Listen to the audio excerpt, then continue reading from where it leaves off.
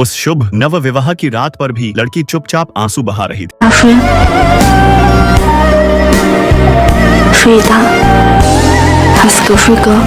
वह सो गई, फिर भी आंखों में नम थे। वे केवल एक बार मिले थे। माता पिता की थोपकर की जाने वाली व्यवस्था में वे अनिच्छा से जल्दी से शादी कर बैठे। इतनी जल्दी इसलिए हुई कि दोनों के पास एक एक ऐसा राजा था जो वे एक दूसरे से छिपाना चाहते थे। गुभाई कुबा का जन्म उत्तर पश्चिम के एक छोटे कस्बे के सामान्य परिवार में हुआ था। बचपन में तेज बुखार आया था और गांव के वैद्य ने उसे 2 इंजेक्शन पेनिसिलिन के दिए से इसी तरह उससे एक अजीब बीमारी रह गई। बहुत अधिक घबराहट, उत्तेजना या थकान होने पर वह जमीन पर गिरकर झटके खा लेता था। यह कुछ हद तक मिर्गी जैसा था। इस अजीब बीमारी के कारण कोई भी उसके पास आने और विवाह की बात करने को तैयार नहीं था। 22 वर्ष की उम्र में गोबर गांव का सबसे बड़ा अविवाहित युवक बन गया, पर वह खुद अच्छी तरह जानता था कि उसकी एक जिद्दी बीमारी है और वह किसी लड़की को बोझ नहीं बनाना चाहता। मगर उसकी माँ बेचैन हो उठी और चारों ओर ढूंढने लगी। एक दिन माँ ने गुबो को एक युवती की तस्वीर दिखाई। असल में गुबो की आंखें देखते ही उस सुंदर लड़की पर टिक गईं, पर उसने जानबूझकर दिल पर जोर न दिखाते हुए माँ से कहा और खुद को व्यस्त दिखाते हुए भटकी हुई बातें करने लगा। माँ ने भी ज्यादा तर्क वितर्क करना न सही समझा और तस्वीर फेंक कर रख दी। इसे सोचने के लिए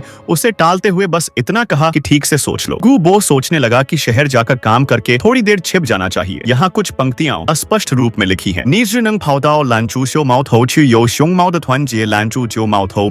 गुबो को पिता ने डांट भी पिलाई। छोटे भाई की किसी दुर्घटना पर भी पिता ने बिना किसी पूछताछ के उसे डांटा। देखो तुम कितनी बर्बादी, बाद में तुम्हें एक काम पर भेज दूंगा वरना तुम्हें भी सीधा खत्म कर दूंगा जैसी कठोर बातें कह दी। गुबो सोचने समझने के बाद निष्कर्ष पर पहुंचा कि यह सगाई रिश्ता अस्वीकार्य नहीं है। कम से कम माता पिता की खातिर तो उसका फर्ज निभाना होगा।